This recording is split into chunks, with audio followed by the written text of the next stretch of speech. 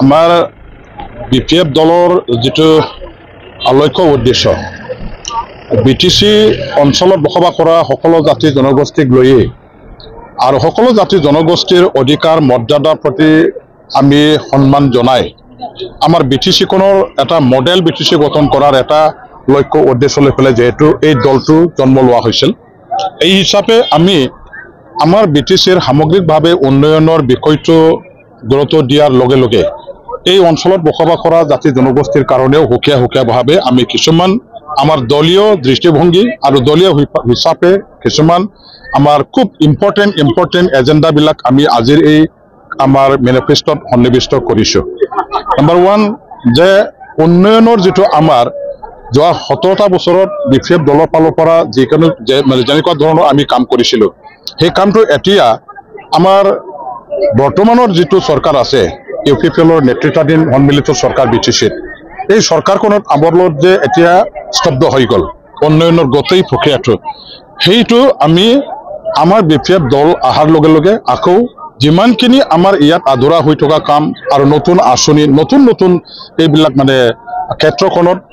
ক্ষিপ্ৰতাৰে উন্নয়নৰ কাম কৰিবৰ কাৰণে আমাৰ বাট পথ নিৰ্মাণ কৰিবৰ কাৰণে দলং নিৰ্মাণ কৰিবৰ কাৰণে জলসিঞ্চন বিভাগটো উন্নয়ন কৰিবৰ কাৰণে আমাৰ কৃষকসকলৰ কৃষি ক্ষেত্ৰত আমাৰ উৎপাদনটো বেছিকৈ কৰিবৰ কাৰণে এইবিলাক কৃষি নীতি কিছুমান আমি প্ৰৱৰ্তন কৰাৰ ব্যৱস্থা ইয়াত কৰা হৈছে আমাৰ মহিলাসকলৰ স্বাৱলম্বীৰ কাৰণে তেখেতসকলক ৰাজনৈতিকভাৱে আমাৰ যেটো ক্ষমতা আৰু মৰ্যাদা প্ৰদান কৰাৰ স্বাৰ্থত এতিয়া যেহেতু BTC অঞ্চলতো আমাৰ BTC 6 শিডিউল এলেকা এটা স্বায়ত্ত শাসন অঞ্চল বুলি আমি ক'ব পাৰো সেই স্বায়ত্ত শাসনতো তেখেতসকলক আৰু BCDC TCLTG যেটো হ'ব আমাৰ 33% যেটো মানে কি কয় এটা সাংবিধানিকভাৱে এটা নাৰী স্বাৱলম্বীৰ কাৰণে আমাৰ ৰাজনৈতিক অধিকাৰ ক্ষমতা প্ৰদান কৰাৰ এটা ফৰ্মুলা হিচাপে আমি 33% ৰিজাৰ্ভেশনৰ পলিচি ইয়াত ৰাখিছো আকৌ আমাৰ ইয়াত যিসকল অংগনবাদী ওয়াৰ্কাৰ আৰু হেল্পার সমূহ আছে যিসকলে আজি মানে 3000 বা 1500 টকা লৈ পেলাই দৰমহা হিচাপে অসম চৰকাৰৰ পৰা আমাৰ নিজৰ কৰ্তব্য তেখেতসকলে পালন কৰিব লগা হৈছে এই সকলৰ আজি সংসাৰ বা জীয়াই থকাৰ যিখিনি উপায় হিচাপে তেখেতসকলে গণ্য কৰি পেলাই সেৱা আগবঢ়াইছে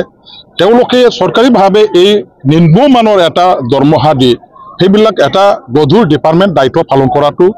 সম্ভৱ নহয় ইয়াৰ কাৰণে আমাৰ চৰকাৰখনে আমাৰ দলৰ ফালৰ পৰা এই সকলৰ আমাৰ অংগনবাদী ওয়াৰ্কাৰ হেল্পাৰ বিলাকৰ দৰমহা ভাৰত চৰকাৰ বা অসম চৰকাৰৰ ফালৰ পৰা বঢ়াই দিয়াৰ ব্যৱস্থা কৰিব লাগে ইয়াৰ কাৰণে সংসদৰ এই ভোটাৰৰ সমস্যাটো চাওক মানে আমি কোনো ভাবিব নালাগে যে যিবিলাকৰ নামত ডি ভোটাৰ এটা মানে এতিয়া লগাই পেলাই নোটিছ স্টাৰ্ট কৰিছে যিসকলক ডি ভোটাৰ বুলি এই সকল কিন্তু সবে ডি ভোটাৰৰ তেনেকুৱা ধৰণৰ মানে তেনেকুৱা কন্ডিশনৰ পৰা মানুহ নহয় যিসকলে ইয়াত তেওঁলোকে জন্ম লোৱাৰ আগতে তেখেতসকলৰ মানে কি কয় মা বাপেক বা ইয়াৰ আগতো পূৰ্বপুৰুষ যিবিলাক আছে তেখেতসকলে ইয়াতে স্থায়ী আমাৰ ভাৰতীয় নাগৰিক হিচাপে বসবাস কৰা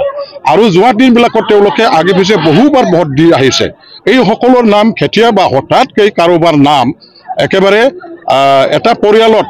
তাৰ সৰুজনৰ ভোটাৰ লিষ্টত আছে ডি ভোটাৰ নহয় ভাৰতীয় নাগৰিক হিচাপে গণ্য কৰা হৈছে অথচ ডাঙৰজনক ডি ভোটাৰ অৰ্থাৎ ভাৰতীয় নাগৰিক ডাউটফুল সিটিজেন হিচাপে তেনেকা চিহ্নিত কৰা হৈছে এইবিলাক বহুত একে খেলিমেলি ইয়াত আছে বিজুতি তাত মানে বহুত ধৰণৰ আছে এইবিলাকৰ ওপৰত ভালকৈ এটা বিচাৰ বিবেচনা কৰাৰ প্ৰয়োজন আছে আইন আদালতে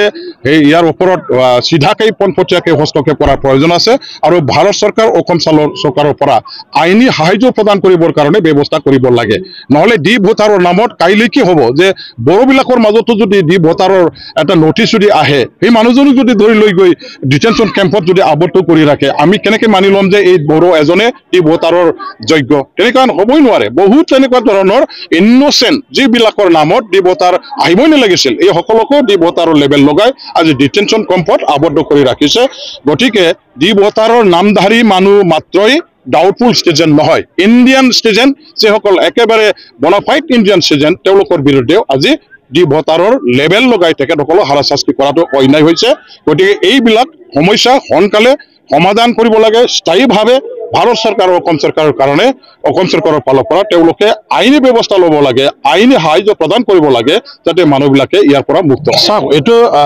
আমি এতিয়া ৰাজনৈতিক দল হিচাপে চাওক, শৰণীয়া কছাৰীসকলক ST হিচাপে আজিৰ কথা নহয়, বহু দিনৰ পৰাই বহু বছৰৰ পৰাই তেখেতসকলক আমি শৰণীয়া কছাৰীসকলক ST হিচাপে গণ্য কৰিয়ে তেওঁলোকক মানে বহুবাৰ বা বহু বছৰ ধৰি চাৰ্টিফিকেট দি অহা এইবিলাক প্ৰক্ৰিয়াৰ মাজেদি আহিছোঁ। আৰু আমাৰ কছাৰীসকলৰ বা ST সকলৰে এটা অংশ বুলি এই সম্প্ৰদায়ক ধৰি লোৱা হৈছিলে। এতিয়াও আমি আমাৰ এই আগৰ পৰাই চলি অহা যিটো তেওঁলোকৰ প্ৰতি যিটো মৰ্যাদা দিয়া, সেই মৰ্যাদাটো আমি ৰাজনৈতিক দল হিচাপে একেমুখে আমি নাকচ কৰিব নোৱাৰোঁ। আৰু যিটো চলি আছে সেই চলি থকাটো আমি সন্মান জনাই সেইটো সমৰ্থন কৰি আমাৰ BPF দলৰ পৰা তেখেতসকলক ST মৰ্যাদা প্ৰদান কৰিবৰ কাৰণে আমি কাম কৰিব লাগিব বা আমি কথা ক'ব লাগিব। তেখেতসকলে ST মৰ্যাদা পোৱাৰ যোগ্য হয় না নহয় সেইটো আইন আদালতে নিৰ্ণয় কৰিব। আইন আদালত আৰু তেওঁলোকৰ ক্ৰাইটেৰিয়া এইবিলাকে কি আছে কি নাই আমাৰ নিয়ম মতে সংবিধান মতে সেইবিলাক যদি ফুলফিল কৰে তেখেতসকলৰ ST মৰ্যাদাটো নিশ্চয় কোনোবা আপত্তি কৰিলেও সেইটো কেতিয়াও সফল নহ'ব। তেওঁলোকে ST মৰ্যাদাটো পাবলৈ সক্ষম হ'ব। আমি যোৱা দিনবিলাকৰ পৰা বহু বছৰ ধৰি যিটো চলি অহা এই এটা তেওঁলোকক চাৰ্টিফিকেট দিয়া ST হিচাপে মৰ্যাদা দিয়াৰ যিটো আমাৰ ইয়াত এটা প্ৰক্ৰিয়া চলিছে, এই প্ৰক্ৰিয়াৰ মাজতে থাকি পেলাই এখেতসকলক ST দিব লাগে বুলি আমি দাবী জনাইছোঁ। মানে প্ৰতিশ্ৰুতি আছে আমাৰ অঞ্চলৰ শিক্ষা অনুষ্ঠান, এই শিক্ষা অনুষ্ঠানবিলাকৰ চাকৰি কৰা মানুহবিলাকৰ চাকৰিয়ালসকলৰ দৰমহা তেখেতসকলে আজি পোৱাত যথেষ্ট কঠিন হৈ মানে কষ্ট হৈ আছে। আৰু স্কুলবিলাক কলেজবিলাক প্ৰভিন্সিয়েলাইজ নোহোৱাৰ কাৰণে আমাৰ শিক্ষকসকলে আজি মানে বহু ধৰণৰ সমস্যা তেওঁলোকে আজি পাবলৈ বাধ্য হৈছে। এই সকলৰ নিৰাময়ৰ কাৰণে আমাৰ চৰকাৰখনৰ ফালৰ পৰা আমাৰ BPF দলৰ মানে চৰকাৰ আহিলে আমাৰ যিমানখিনি আধৰুৱা হৈ থকা প্ৰভিন্সিয়েলাইজ হ'ব লগা স্কুল আছে এইবিলাক প্ৰভিন্সিয়েলাইজেশ্যন অৰ্থাৎ তেওঁলোকৰ চাকৰি নিয়মীয়াকৰণৰ কাৰণে ব্যৱস্থা কেনেকৈ ল'ব লাগে ইয়াৰ কাৰণে চৰকাৰৰ লগত টেক আপ কৰিবৰ কাৰণে আমাৰ এটা প্ৰতিশ্ৰুতি প্ৰদান কৰা হৈছে। আৰু এইবিলাক বহুত আমাৰ মানে হেৰি আছে এমপ্লয়মেণ্টৰ কাৰণে চাকৰিয়াল যিবিলাক আমাৰ যিসকলে আজি অৱসৰপ্ৰাপ্ত যিসকল চৰকাৰী বিষয়া কৰ্মচাৰীসকল আছে তেখেতসকলে নতুন পেঞ্চন আঁচনিৰ অধীনত আজি বহুত বঞ্চিত হ'ব লগা হ'ল। নিজৰ মুনাফাৰ পৰা পাব লগাখিনি প্ৰাপ্য অধিকাৰৰ পৰা অন্যায়ভাৱে তেখেতসকলক বঞ্চিত কৰি ৰাখিছে। ভাৰতবৰ্ষৰ আন ৰাজ্যত আজি ক'বলৈ গ'লে আমাৰ যিটো পুৰণা এটা পেঞ্চন স্কিম আছিলে এই পেঞ্চন আঁচনি